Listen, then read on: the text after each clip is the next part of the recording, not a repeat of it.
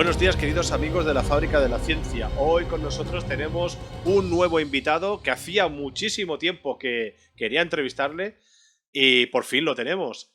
Muy buenos días, Eduardo.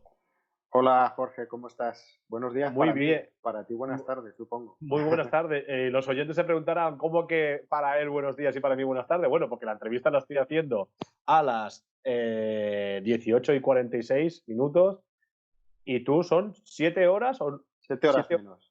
7 horas menos porque se encuentra nada más y nada menos que en Houston.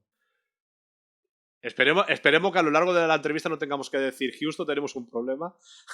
O hemos tenido un problema, ¿no? O hemos tenido un problema porque la semana pasada lo intentamos y era imposible. Esta semana ha ido Funciona mucho mejor. todo funciona mucho mejor, exacto. Bueno, primero te vas a presentar, Eduardo García Llama. Preséntate primero. Bueno, pues soy, como tú dices, Eduardo García Llama, soy físico, ingeniero aeroespacial, trabajo en el Johnson Space Center en Houston, en el programa Orión, donde soy responsable de pruebas de la nave Orión, del guiado, navegación y control, y también soy controlador de vuelo jefe en las posiciones de guiado y control para la futura misión Artemis 1. La Artemis, que según dice, llevará una mujer a la luna. Parece que ese es el plan, sí. Parece que, bueno, no hay nada, no sé, no hay nada oficialmente decidido, digamos, pero todo apunta así por los rumores que hay y tal, a que eso sea así. No en la Artemis 1, por cierto, pero en futuras misiones Orión. Bueno, yo cuando, y perdona mi ignorancia, cuando oigo hablar del Johnson Space Center, eh, me imagino un centro donde evidentemente está toda la investigación y desarrollo tecnológico, ¿vale? Pero es que lo primero que me viene a la mente es el lugar que puede visitar los turistas, donde se encuentra un transbordador espacial, un Columbia creo que es, puede ser, o un Atlantis. Bueno, sí, realmente el transbordador que ves en el centro de visitantes, en el Johnson, que realmente no es el Johnson Space Center, eso que ves el centro de visitantes está al otro lado de la calle, digamos, no es el centro espacial donde Vale. trabajamos nosotros, ¿no? Pero ahí lo que ves no es uno real. Los reales están por otros sitios de Estados Unidos, pero ese no lo es. Eso no es real, vaya. Bueno, ahora vamos a hacer una visita virtual al Johnson Space Center, ¿no? Por ejemplo, en el lugar de que en tu centro de operación, descríbelo. Pues mira, es como una pequeña ciudad, digamos, ¿no? Es bastante grande, yo creo que tiene como lo que es el campus y todas las instalaciones pueden tener del orden de unos, no sé, varios kilómetros cuadrados, ¿no? O varias millas cuadradas, no sé cuánto puede ser. Trabajamos ahí pues algo más de 10.000 personas. Y bueno, pues en el Johnson está el centro de, digamos, ingeniería. Es el centro de vuelos espaciales tripulados por excelencia. Desde ahí no se lanza nada, ¿vale? Mucha gente cree que desde Houston se lanzan cohetes, pero se lanzan desde Cabo Cañaveral, en Florida. Y en Houston está también el centro, el control de la misión, ¿no? El Mission Control Center, que realmente el centro del control de la misión no es la sala que vemos en la tele, ¿no? Esta sala que están los controladores de vuelo, el director de vuelo y todas las pantallas ahí delante. Eh, Eso es la sala de control de vuelo, pero eso es parte del centro del control de la misión. El centro de control de la misión abarca muchísimas otras salas, ¿no? Y esa, digamos que la que se suele ver en la tele es como la punta del iceberg, ¿no? Y esta es otra de esas cosas que no se saben mucho, ¿no? Son dos cosas distintas, el Mission Control Center o centro de control de la misión y las salas de control de vuelo, ¿no? Y, y bueno, pues es digamos que también es el centro donde el Johnson Space Center es el centro donde están los astronautas, donde entrenan o hacen gran parte de su entrenamiento. Toda la ingeniería para vuelos espaciales tripulados se hace ahí también, en el Johnson Space Center.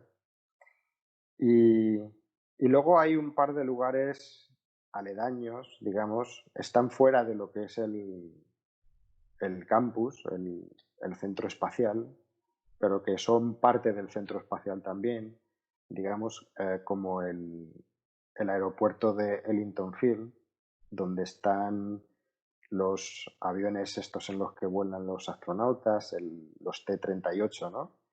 Y hay varios aviones de la NASA ahí, el W-47, el WB-47, el Super Guppy también suele aterrizar ahí, no es que esté estacionado ahí, pero suele hacer viajes ahí de vez en cuando. El KC-135 también, donde antes se probaban, eh, entrenaban astronautas para probar como si estuviesen en el transbordador espacial.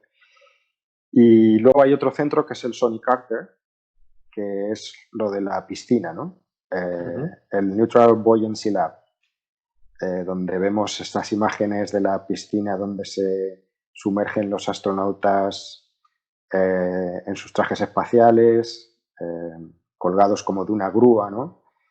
Y es una piscina enorme. No recuerdo ahora mismo las dimensiones exactas, pero es bastante grande, tiene varios maquetas, ¿no? del módulo de la Estación Espacial Internacional sumergidas, y ahí se hacen pruebas y tal. Ese lugar también tiene un centro de control, pero está como a 4 millas del centro espacial, ¿no? Y el Ellington Field pues está como a 3 millas o una cosa así. Pero vamos, forma todo parte de un conglomerado ahí aeroespacial. Y luego lo que te referías tú antes, el centro de visitantes, realmente es un centro privado, pero bueno, obviamente trabaja de forma eh, eh, rutinaria con la NASA. Y bueno, la verdad es que a pesar de que el transbordador espacial es lo único falso que hay ahí, es una maqueta, tiene otras muchísimas cosas que son muy interesantes, ¿no? Y se puede visitar, ¿no? La cápsula de Gordon Cooper, de Mercury, está hay una nave Gemini, la de Gordon Cooper también y Pete Conrad, y está el Apolo 17 también, se puede ver. Y luego también en el Johnson Space Center puedes visitar uno de los 3 Saturno 5 que quedaron construidos pero que nunca volaron, ¿no? Y eso también es bastante impresionante verlo, porque, bueno, realmente es un cohete real que habría volado de no haberse cancelado el programa, ¿no? Y está ahí, lo tenemos tumbado, con sus 110 metros de longitud, y también es de acceso público, o sea que es bastante interesante. Luego, cuando vas al centro de visitantes, hay como unos cochecitos en los que te montas y te pasan a lo que es el centro espacial, y los visitantes pueden visitar el control de la misión, y luego el edificio 9, que es una instalación, es como un hangar enorme en el que también hay muchos módulos de la estación espacial, una maqueta una maqueta de entrenamiento, digamos, de la Soyuz, etcétera. O sea que se disfruta bastante las visitas al centro de visitantes también. Hay que recordar a los oyentes que el Orión va a ser el futuro vehículo de transporte, bueno, tripulado hacia el espacio de la NASA, porque muchos pensarán que el SpaceX, el Dragon de lo que se lanzó el otro día, pero bueno, esto es una empresa privada, esto con NASA tiene algún acuerdo, supongo, pero no tiene que ver mucho, pero realmente el vehículo que transportará a tripulantes hacia el espacio, a astronautas, será el Orión, la nave Orión. Sí, eso es. Y mira, ya que lo has mencionado, yo creo que es un buen momento para a lo mejor clarificar algunas cosas, ¿no? Porque precisamente lo que está sucediendo ahora con empresas como SpaceX, que están dando este servicio, digamos, a la NASA para llevar astronautas de la NASA a la Estación Espacial Internacional o naves de carga, ¿no?, a la estación. Eso se hace todo por contrato con la NASA y es parte de una iniciativa del gobierno federal desde la administración anterior, ¿no?, con Obama, en la que se trata de que la NASA empiece a dedicarse a explorar de forma tripulada lo que llamamos el espacio profundo, ¿no?, que es todo aquello que va más allá de las órbitas bajas de la Tierra. La Estación Espacial Internacional realmente está muy cerca de nosotros, está a la misma distancia que puede estar, que separa Madrid de Almería, ¿no? Lo que pasa es que, bueno, está en el espacio, orbitando la Tierra a mucha velocidad, pero no está muy lejos de la Tierra. Está realmente muy, muy cerca de la Tierra. Sin embargo, la Luna está 1000 veces más lejos, ¿no?, a unos 400.000 kilómetros de distancia. Y, y obviamente no se ha visitado desde 1972 con el Apolo 17, que fue la última misión lunar del programa Apolo. Y bueno, en ese esfuerzo, en ese programa estratégico, digamos, de que la NASA se dedique a explorar el espacio profundo, a volver a la Luna, a crear las arquitecturas de exploración para poder crear una base en la Luna, para en el futuro ir a Marte, pues se entendió, y creo que muy ajustadamente, que la NASA ya debía de dejar de tener que hacerse cargo de vuelos a órbitas bajas, como la Estación Espacial Internacional, ¿no? Entonces de ahí surgió esta iniciativa de también los vuelos a órbitas bajas involucran una tecnología que ahora muchas empresas privadas pueden explotar.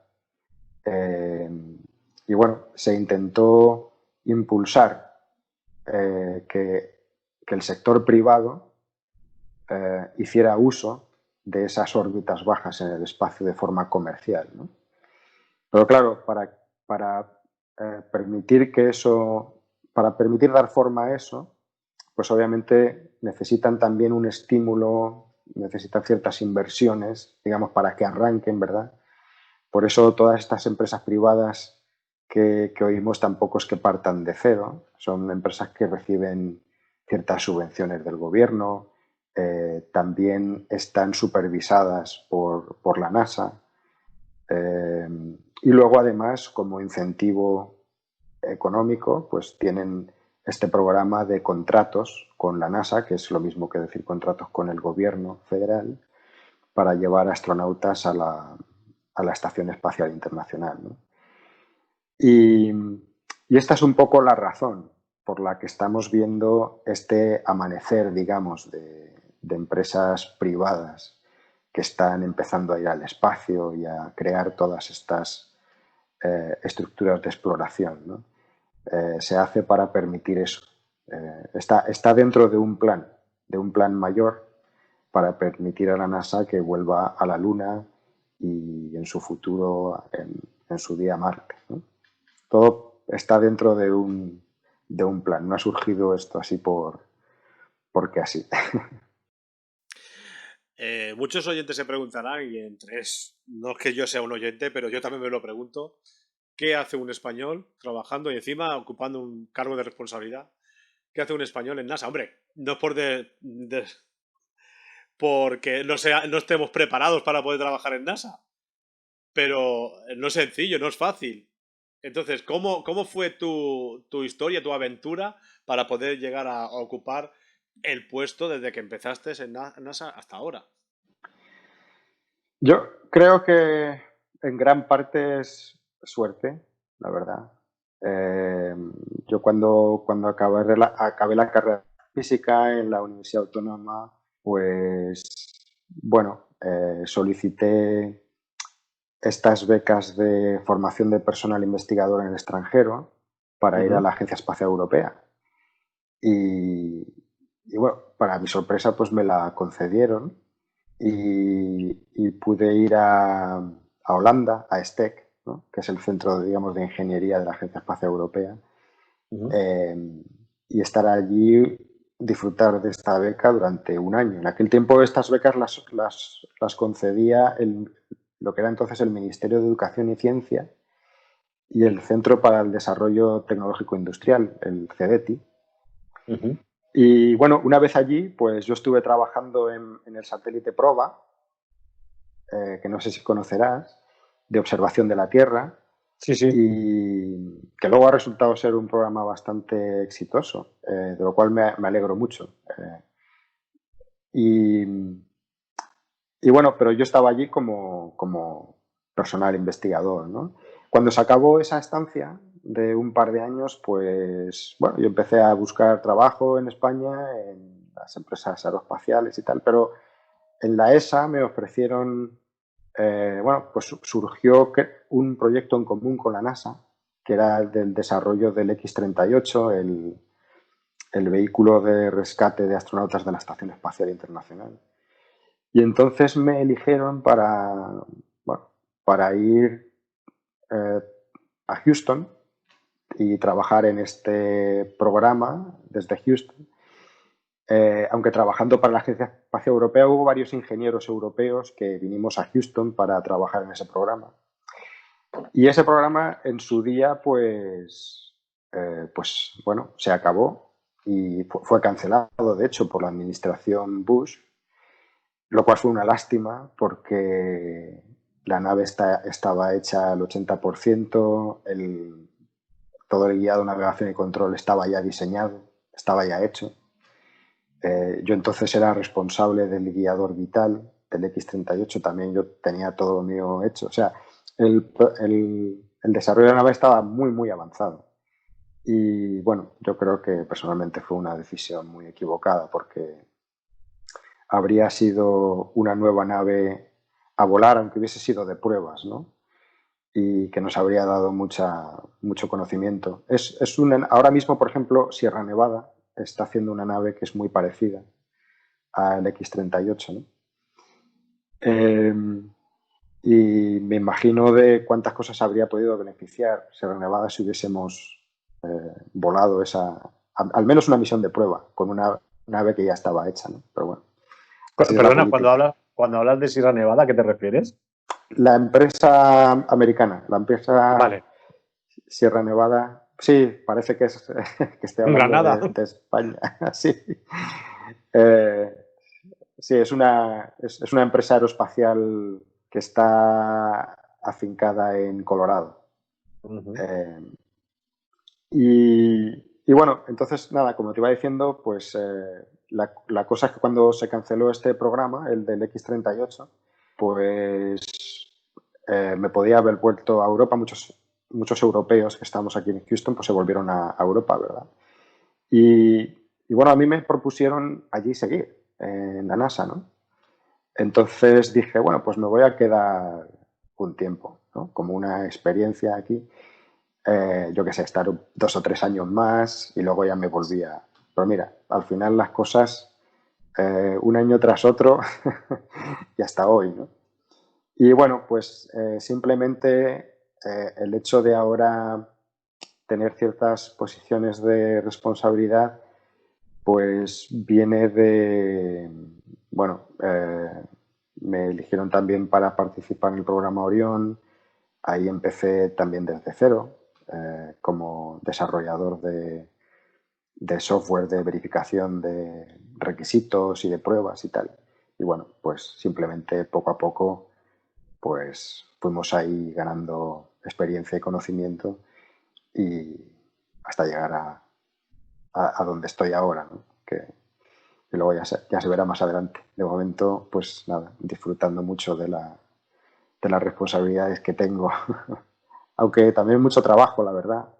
Puedo estar bastante liado, pero pero se agradece. Pero son experiencias también muy bonitas porque, por ejemplo, bueno, cuando yo soy responsable, mira, para que la gente a lo mejor me entienda un poquito mejor, una misión espacial se divide en 3 grandes fases, ¿no? Digamos, de las cuales 2 son realmente muy pequeñitas, pero porque una es el lanzamiento, que realmente son pocos minutos, y otra es la entrada en la atmósfera y el aterrizaje o el amerizaje, que son también pues pocos minutos, ¿no? Y el resto es lo que digamos que es la fase espacial, es decir, todo el tiempo que la nave está en el espacio, ¿no? Y nosotros a esa fase, es curioso porque no le llamamos fase espacial, sino que le llamamos fase orbital. Aunque vayas a la Luna o aunque vayas a Marte o aunque hagas cualquier virguería, pero siempre estás dentro de ciertas órbitas. Por lo general, mucha gente entiende que una órbita es solo para dar vueltas alrededor de la Tierra, ¿no? Pero una órbita es una trayectoria en el espacio, ¿no? Y puede ser para ir a la Luna o para ir a cualquier sitio. Entonces nosotros a esa fase la llamamos fase orbital, ¿no? Pero bueno, para que nos aclaremos entre nosotros lo vamos a llamar fase espacial. Y yo soy el responsable de las pruebas de verificación del guiado y control para toda la fase espacial, digamos, ¿no? Y esas pruebas se hacen a 2 niveles. Digamos, estoy hablando obviamente a muy grandes rasgos, pero unas se hacen solamente utilizando software y otras serie de pruebas se hacen utilizando hardware, ¿no? Y para esto se usan laboratorios que tienen no son laboratorios al uso, realmente son complejos de un montón de computadoras que corren los modelos que simulan la nave, el ambiente espacial, la dinámica espacial, ¿no? Y lo corre todos estos procesos en conjunción con equipos de hardware que o bien son representativos de los que irán a bordo de la nave o bien son exactamente iguales a los que irán en la nave, ¿no? Para esto hay varios distintos laboratorios. Aquí en Houston tenemos uno, otro está en Denver, porque la empresa contratista para Orion es Lockheed Martin y ellos están establecidos en Denver. Y luego obviamente está la nave, bueno, pues en Cabo Cañaveral, ¿no? En el centro Kennedy, en Florida, que también allí pues hemos tenido que ir a hacer ciertas pruebas. Y esa obviamente es la pieza de hardware más fidedigna, ¿no? Porque es la nave, ¿no? Entonces, bueno, yo soy responsable de todas las pruebas que involucren hardware, ¿vale? Y aunque, por ejemplo, para Artemis 2 lo voy a hacer de las dos, de tanto las de software como las de hardware. Y bueno, y para, digamos que, bueno, como te estaba explicando, pues parte de mi trabajo es ese, ¿no? Y luego la otra parte, pues consiste en también ser como he dicho antes, el controlador de vuelo jefe para las posiciones de guiado y control en el MER, que está en el Mission Control Center. El Mission Control Center, como te he dicho antes, pues tiene muchas salas de control, ¿no? Y digamos que la que está en la cumbre de ese iceberg, la punta de ese iceberg, es lo que vemos, digamos, en la tele, ¿no? Los que trabajan en esa sala son los controladores del Departamento de Operaciones de Vuelo. Nosotros somos ingeniería, ¿no? Entonces, pero ingeniería tiene una sala para ella también, que da apoyo a esta sala principal, ¿no? Y esa sala se llama MER, que es la sala de evaluación de la misión. Y esta sala pues también tiene todas esas posiciones, incluso alguna más. Y también, y bueno, pues en esa sala habrá 2 posiciones, que son las de guiado y control. Y bueno, pues yo seré el responsable de esas dos posiciones para toda la fase espacial, que en el caso de Artemis 1, pues en principio será una misión de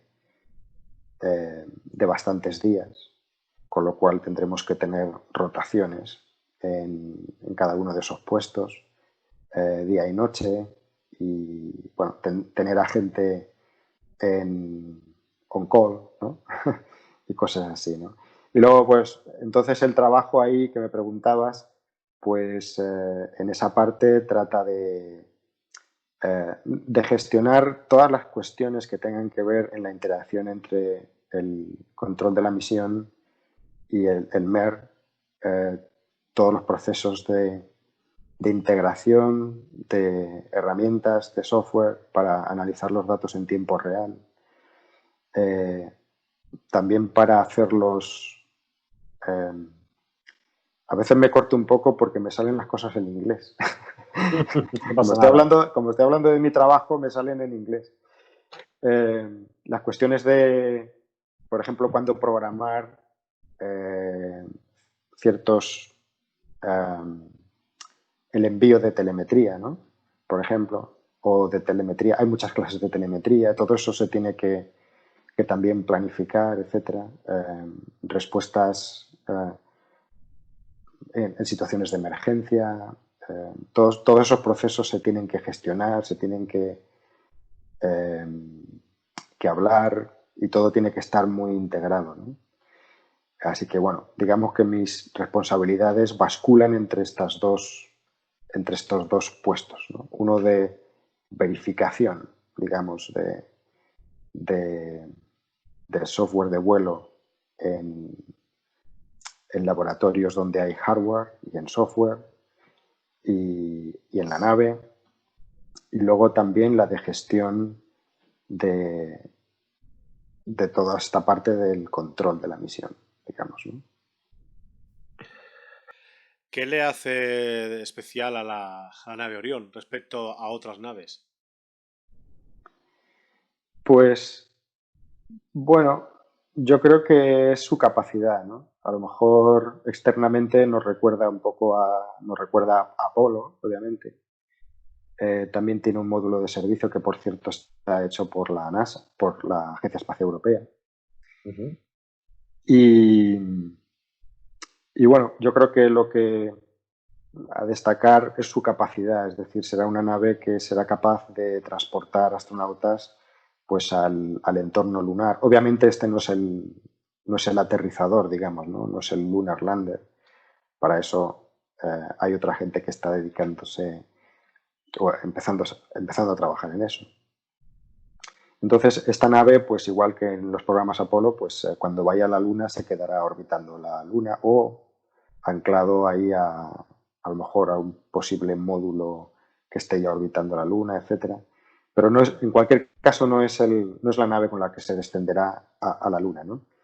Pero es la nave con la que se realizarán todos los cambios de velocidad, las correcciones de trayectorias, si hay que abortar la misión, pues esta es la nave que hará todo eso, ¿no?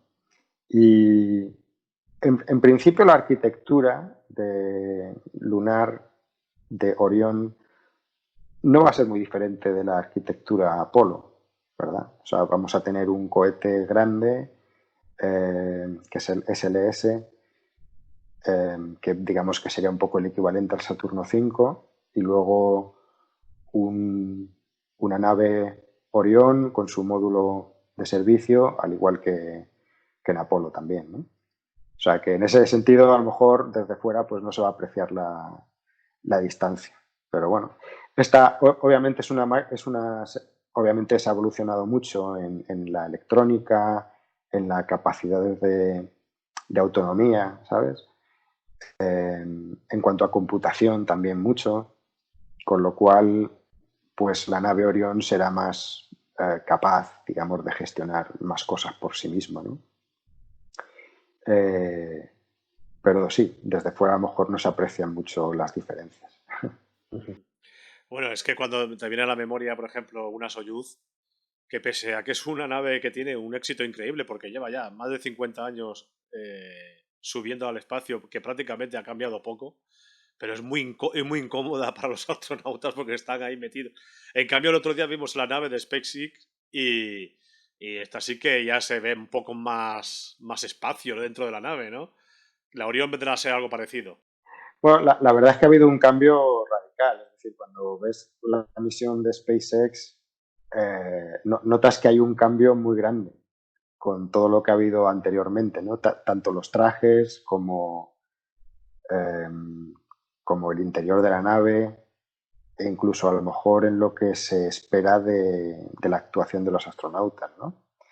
Y realmente, pues no tenían que hacer nada, a menos que hubiese una emergencia a bordo. Obviamente están entrenados para pilotar y hacerse cargo de la nave, ¿no? Si hubiese alguna emergencia, pero si no, si todo transcurre de forma nominal, pues la verdad es que no tienen gran cosa que hacer.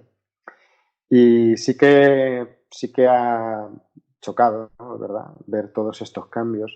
La nave Orión, yo creo que el interior también será bastante diferente a lo que hemos visto hasta ahora y más semejante a este tema de tener pantallas táctiles y tal, ¿no? Entonces eso también creo que será un cambio. No sé los trajes y tal, yo eso no, no conozco mucho ahí. Eso se lo tienes que preguntar a Daniel Marín, Daniel Marín, gran amigo. que él Yo sabe es que, todo, se lo sí, sabe todo sí. de esto. Pero vamos, En- seguro será diferente también. Pero A mí personalmente los trajes de SpaceX no me gustó, no me gustaba. Yo soy muy clásico. La foto maravillosa de Michael López Alegría con ese super traje espacial y tal, no tiene nada que ver. Estos trajes parecían como, no sé, además de que estaban lo veía muy infantil, quitar, un poquito infantil, ¿no? Muy, no sé. sí, la verdad es que yo creo que esto es un poco debido a, o sea, cuando estos trajes se probaban, mira, yo tuve la oportunidad de ver esos trajes hace ya muchos años, porque bueno, yo al principio, hace, no te sabría decir, a lo mejor 4 o 5 años, yo fui parte de la NASA, del equipo de la NASA que se encargaba de supervisar a SpaceX. Y entonces, bueno, trabajé un tiempo en eso y en una de esas ocasiones pues tuvimos visité las instalaciones de SpaceX, ¿no? Ahí en Los Ángeles. Y bueno, la verdad es que son unas instalaciones bastante grandes, porque tienen ahí todo metido, ¿no? O sea, tienen ahí las salas de conferencias con las salas para los ingenieros, ¿no? Las oficinas y tal. Luego está el comedor, la sala, el control de la misión esta que tienen, ¿no? Y después toda la planta de producción detrás y luego al final ya te salen los cohetes, ¿no? Digamos que está todo ahí. Y fue muy curioso. Entonces, en aquel tiempo, pues nos enseñaron los trajes, los tenían ahí guardados en un sitio con algunos otros modelos que estaban planteándose si usarlos o no. No se podía hacer fotos. Y cuando los vi, pues me resultaron muy futuristas, muy chulos, ¿no? De ver. Y claro, luego cuando los estaban probando o cuando ves fotografías de gente con ellos puestos, pues claro, eran modelos y tal, ¿no? O sea, todo lo que ves antes y para los modelos les queda todo muy bien. Claro. Se ponga lo que se ponga. Luego cuando tienes una persona que es normal, pues ya las cosas cambian un poco y las pintas pues son un poco distintas, ¿no? Y eso yo creo que choca un poco. Los trajes espaciales que se llevaban antes yo creo que quedan mejor, ¿no? Sí, para mí para, sí. para el tipo medio de persona, para un tipo así de persona medio, creo que quedaban mejor. O sea que, no sé, igual eso lo cambian, no sé. Hombre, yo supongo que esto sería como cuando empezaron el proyecto Mercury, aquellos trajes que parecía que estaban envueltos en papel de albal, Los trajes plateados, sí. Pero esos, por plateado. ejemplo, gustan mucho. En Ujú. general, yo cuando hablo con la gente y tal, me suelen decir que les gustan mucho esos trajes plateados. Pero esos trajes eran más cercanos a los de que utilizaban los pilotos de prueba de aquella época, ¿verdad?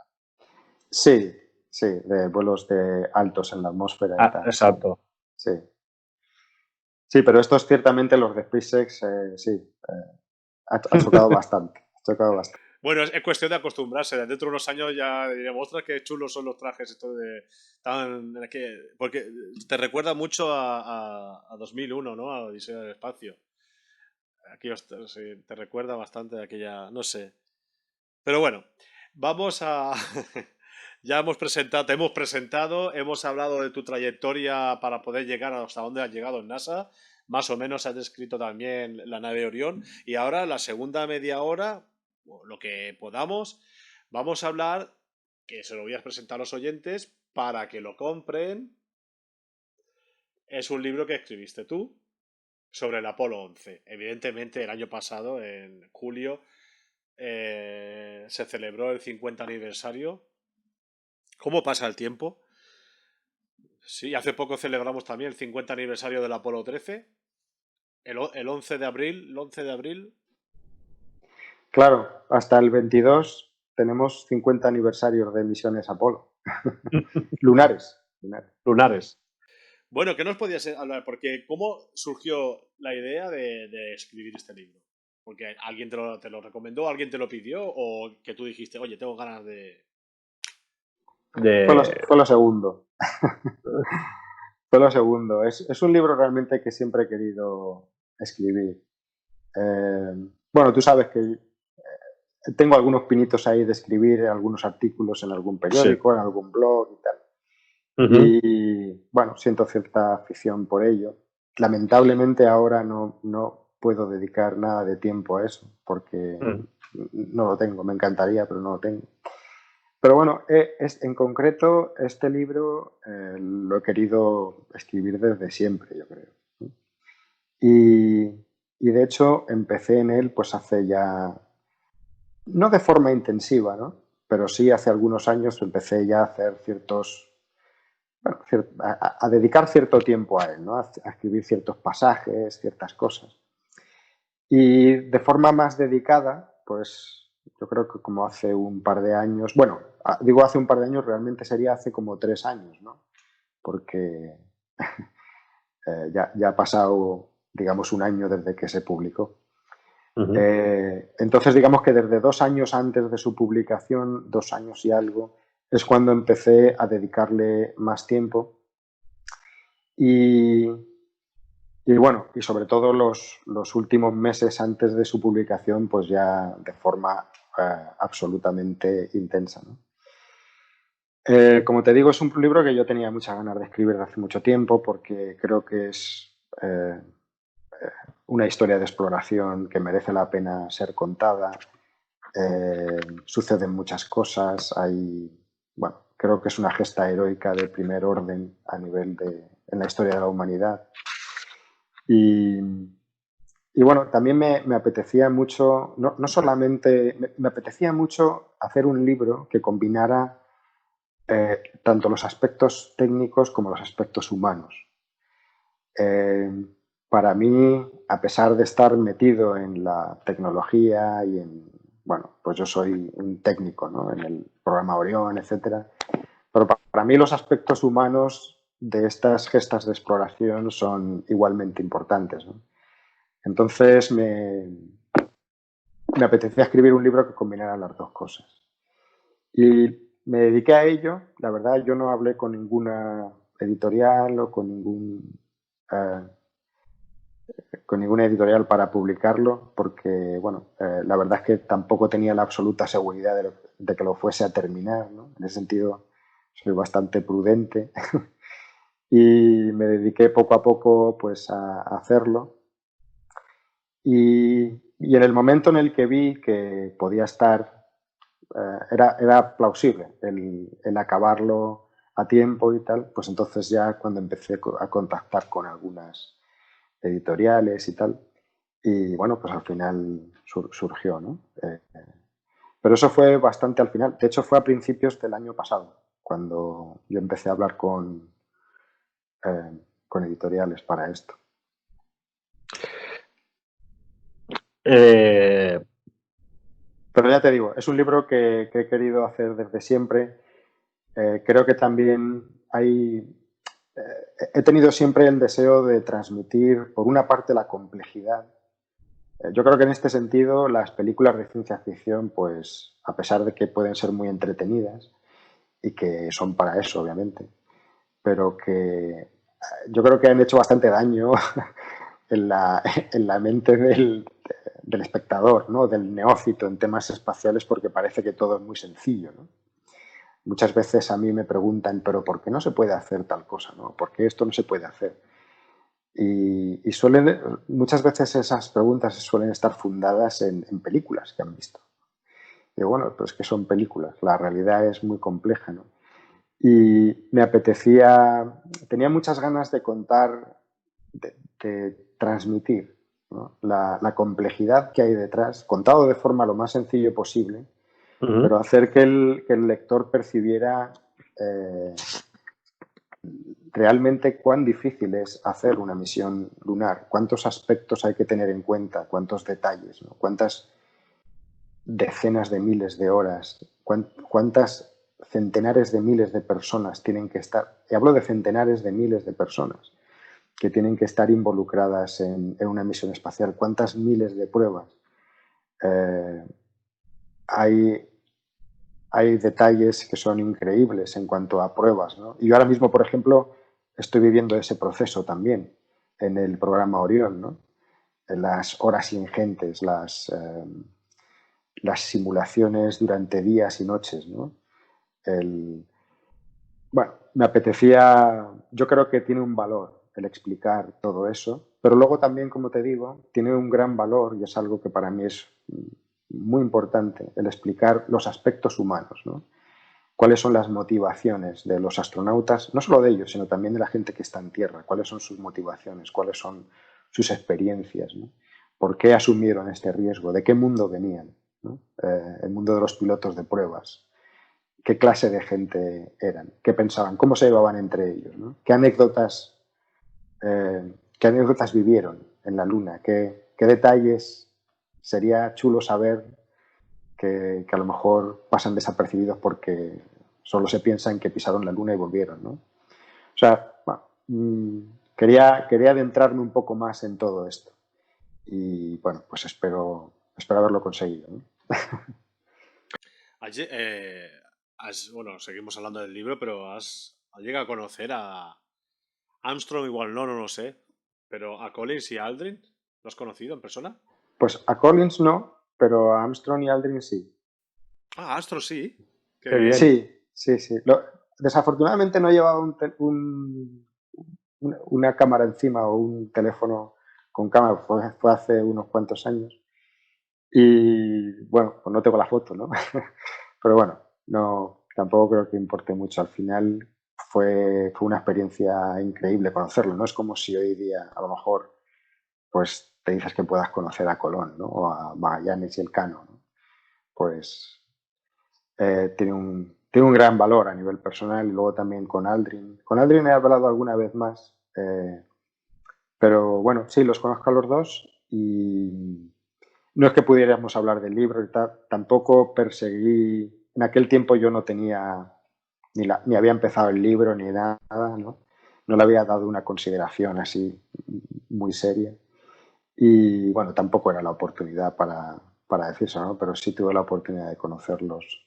Además fue durante el memorial, un servicio en memoria de Gordon Cooper, cuando se murió Gordon Cooper, pues hubo en el Johnson Space Center, cada vez que se muere un astronauta o alguna persona responsable del programa espacial americano, pues hay un evento, ¿no?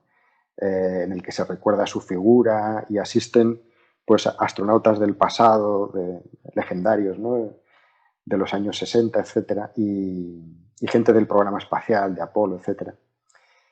Y entonces, bueno, pues me uní a ese evento y ahí es cuando tuve un poco la oportunidad de conocerlos por primera vez. Aldrin sigue muy activo. Aldrin sigue muy activo y es bastante sorprendente, muy vital, ¿no? muy, muy activo y sigue teniendo esa actitud bueno, de exposición, ¿no? Ese deseo de exposición que está muy bien, ¿eh? No lo critico para nada, está muy bien y me parece genial porque creo que es interesante tener a esta gente, eh, pues digamos, un poco cerca de la sociedad, ¿no? Y de poder interactuar con ellos, o sea que me parece muy bien. En cambio, Collins en su mundo de la pintura, pintando cuadros. Hablas de... Collins. Se ha dedicado ahora a pintar cuadros. Bueno, lleva ya años, Sí, es pero verdad, le sí. gusta. Su tema era la... Bueno, es que, claro, te he dicho Alan Bean porque es como el pintor de los astronautas, el pintor por excelencia, ¿no? El que, bueno, de hecho es el único pintor que ha estado en la Luna, ¿no? O sea que... Pero sí, Collins se ha dedicado a la pintura, a la cocina, mucho. Es un gran cocinero. Eh, Ahora mismo ha sacado una cuenta de Twitter y, bueno, pues se tiene cierta interacción ahí con él, ¿no? Armstrong era un poco más reservado y bueno, son personalidades diferentes, ¿no? Son características diferentes. Es curioso que en un grupo de 3 personas, además del mismo asignados a la misma misión y con el mismo bagaje profesional y tal, hayan sido 3 personas tan diferentes, ¿no? Eh, de hecho, esta es una de las características un poco curiosas también del Apolo 11, porque en otras misiones las tripulaciones eran como más afines entre ellos, ¿no? Y sin embargo, en esta, en el Apolo 11, es como decía Gunther Wendt, que era el responsable de las pruebas de las naves Apolo en Florida, que decía que esta era la primera misión, la primera tripulación que no era una tripulación, ¿no? En el sentido de que eran tan diferentes como que no encajaban bien, ¿no? Y esa es una cosa curiosa del Apolo 11, sí. Hombre, es sabido que Aldrin tenía su carácter y sigue teniendo su carácter. Y parece ser que no le sentó muy bien cuando le comunicaron que no iba a ser el primero que iba a pisar la luna. De hecho, la famosa foto en la que aparecen los tres, detrás creo que se ve la luna y se le ve las caras. A Armstrong una sonrisa de oreja a oreja, a Aldrin una sonrisa como la Gioconda y Collins así como diciendo, pues yo ya puestos, pues pongo la cara que tengo, pero tampoco me voy a sonreír porque no... Estos dos van a pasar a la historia y yo dando vueltas alrededor de la luna. Sí, bueno, esa es otra cosa también bastante interesante de cómo en general la sociedad percibe las personalidades de los 3 protagonistas y luego pues también un poco como eran en realidad, ¿no? Hay algo de verdad en el tópico, pero luego la realidad también es un poco diferente, es decir, y en esto, por ejemplo, profundizo bastante en el libro.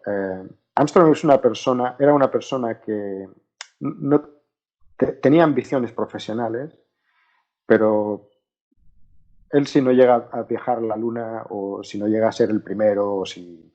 Tú ten en cuenta que es un poco factor suerte, ¿no? Es decir, si en el Apolo 10 hubiese habido un problema, pues el 11 no habría alunizado, ¿no? Y habría sido el 12. Ahora mismo estaríamos hablando de Pete Conrad y Alan Bean como los primeros seres humanos en pisar la Luna. Y te puedo garantizar que eso no le preocupaba gran cosa a Neil Armstrong. Era una persona que estaba contenta con lo que hacía. Creo que era una persona de una enorme humildad. Él no se sentía más importante que cualquier persona que trabajara en el programa espacial. Y cuando digo ninguna, es ninguna. Y no lo sentía así, sinceramente. Por eso cualquier, digamos, contrariedad, ¿no? Cualquier contrariedad a nivel profesional en cuanto a que él no sería el primero en la Luna o que a lo mejor pilotaría el Apolo 14 o lo que sea, estoy absolutamente seguro de que no le habría importado, no le habría concedido mayor importancia.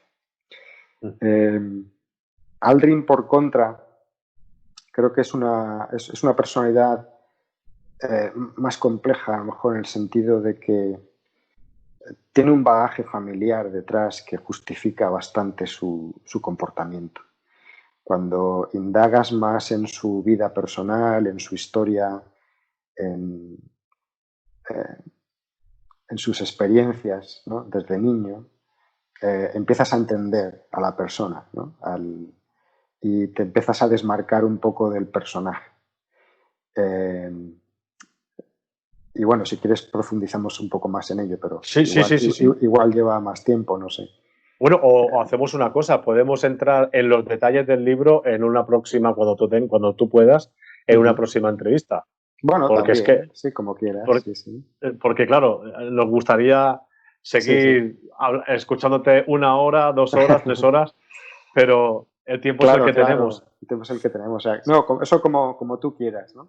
Pero bueno, a lo que voy, digamos que el punto que quería hacer es que yo creo que tiene un pasado que justifica bastante su comportamiento, ¿no? Y es como todo, cuando entiendes a una persona con cierta profundidad, dejas de a lo mejor también juzgarlo o dejas de considerarlo como un personaje y lo entiendes mejor. Esto pasa en todos los ámbitos de la vida, ¿no? Con cualquier persona que conozcamos, ¿no? Y yo creo que Aldrin es uno de esos casos. Y sí, la verdad, si quedamos otra vez, lo podemos tratar con más profundidad. Creo que merece también bastante la pena, porque es una persona que después sufrió de profundas depresiones, alcoholismo, tiene un pasado familiar de suicidios, creo que es bastante interesante hablar de él. Y luego, pues Collins, que es el más dicharachero de los tres, el que se tomaba las cosas de forma más liviana, le gustaba mantener conversaciones relajadas, distendidas, ¿no? Era un tipo para eso, con mucho sentido del humor, más apegado a las cosas mundanas, digamos, pues que le gusta el béisbol o que le gusta hablar de golf o tal, ¿no? Cosa que los otros dos pues no tenían ningún interés, ¿no? Y de hecho es muy curioso porque hay, sobre todo a la vuelta, ¿no? Al regreso a la Tierra desde la Luna, pues si oyes las transcripciones oficiales del vuelo, que están todos en internet, ¿no? Pues y obviamente yo he dedicado, bueno, me las he escuchado todas, ¿no? Para hacer el libro. Pues ves que hay muchas ocasiones en las que él acaba llamando a Houston, ¿no? Para hablar con el Capcom, para tener alguien con quien hablar de cosas relajadas, ¿no? De cómo está el césped, de si llueve en Houston, ¿sabes? Sí. De cómo han quedado, yo qué sé, en tal partido de béisbol, cosas así, o son cosas que él a bordo, pues, no se encontraba con dos compañeros que fuesen muy proclives a ser tan livianos, ¿no? En sus conversaciones, ¿no? Aunque tengo que decir también, cuando hablo un poco en este sentido, tampoco quiero dar la impresión de que se llevaran mal o algo así, ¿no? Es decir, que una cosa no quita la otra. Ellos tenían una relación cordial y una relación profesional y cordial, ¿no? Y bueno, pues seguro que también hacían sus chistes y sus gracias y se reían, etcétera. Pero no eran tan piña como otras tripulaciones, ¿no? Y eso es algo, por ejemplo, que Michael Collins lamentaba bastante. Dice, porque es que al final estamos participando de un episodio enorme de la historia, ¿no? Y entre nosotros es como si fuésemos amiable strangers, que decía, ¿no? Amigos extraños, ¿no?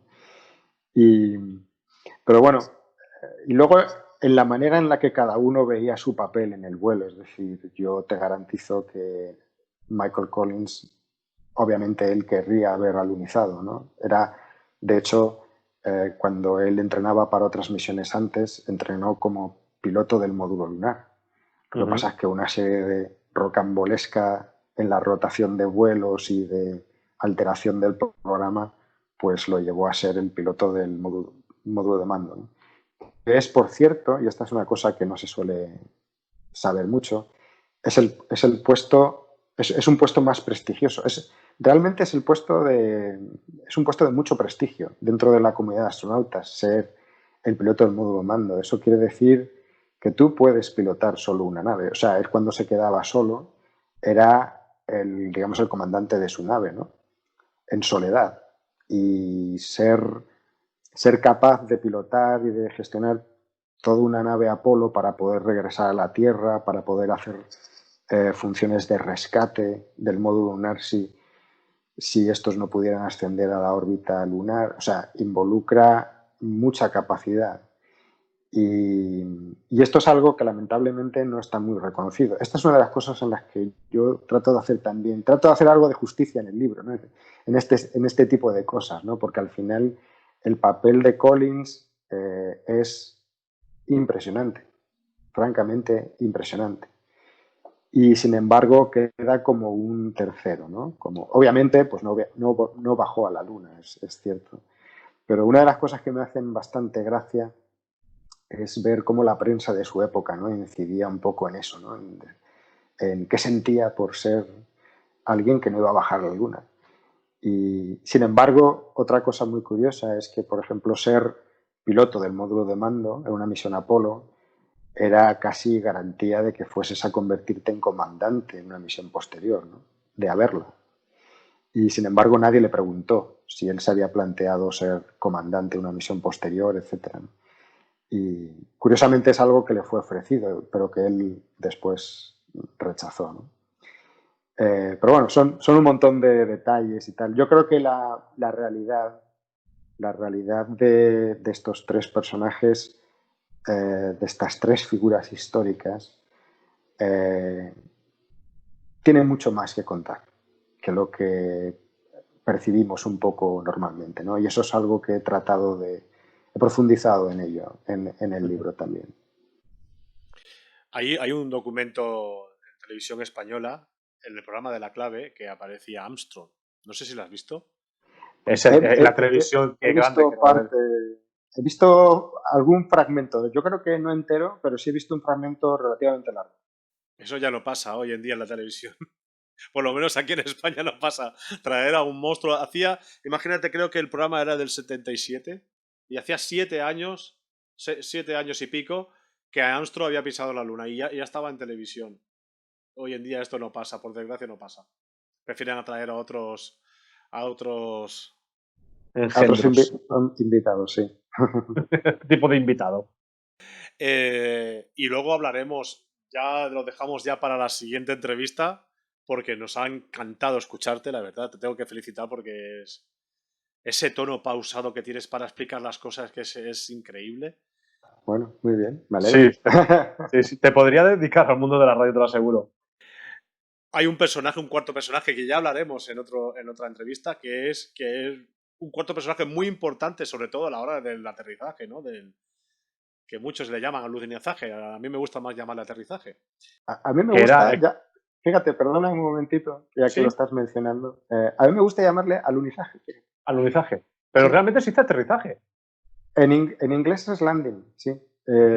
No tiene traducción. No tiene traducción al español. Bueno, digamos que la palabra en español no tiene traducción al inglés, ¿no? No sé por qué, pero sí, sé que hay mucha gente que piensa que debería ser aterrizaje. A mí me gusta alunizaje. Curioso. Y aterrizaje. Este cuarto personaje es el que se comió todos los nervios, ya que no expresaba mucho nerviosismo, a través de la telemetría que llegaba a la Tierra, de la telemetría biomédica, ¿no? que llegaban.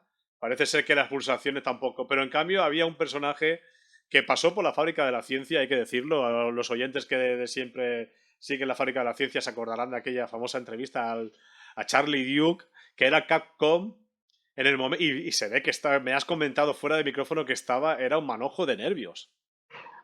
Bueno, esa es un poco la forma así casual, ¿no? de decírtelo. Seguro que no era un manojo de nervios, pero sí se le apreciaba cierta tensión, ¿no? Sí, es muy famoso ese cuando se trastabilla ahí al decirlo de tranquility, ¿no?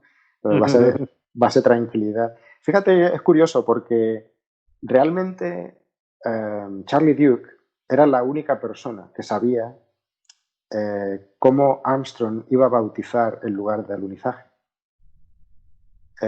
Y de hecho Armstrong se lo dijo a él porque sabía que obviamente serían momentos de bastante tensión y también de bastante tensión en tierra, ¿no?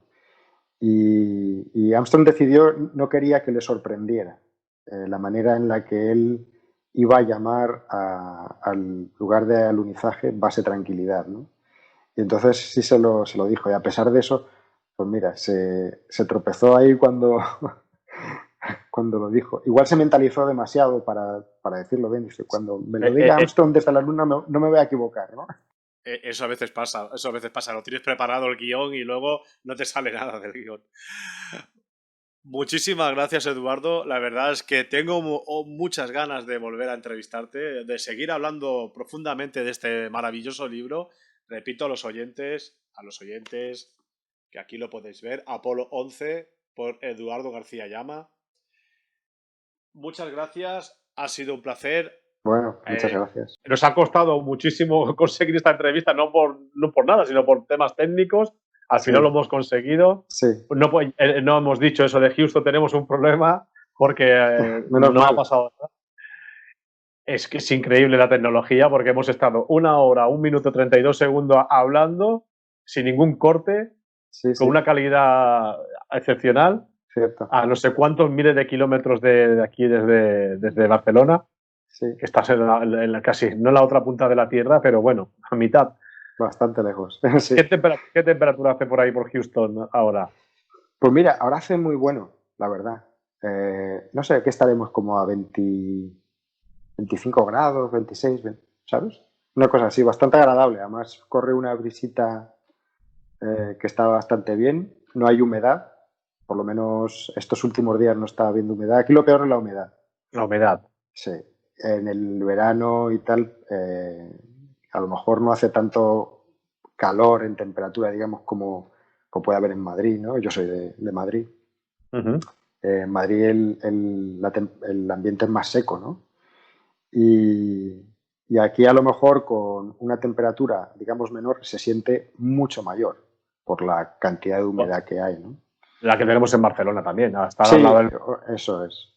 La costa... Debe ser un poco así parecido, pero sí que hace bastante calor en el verano.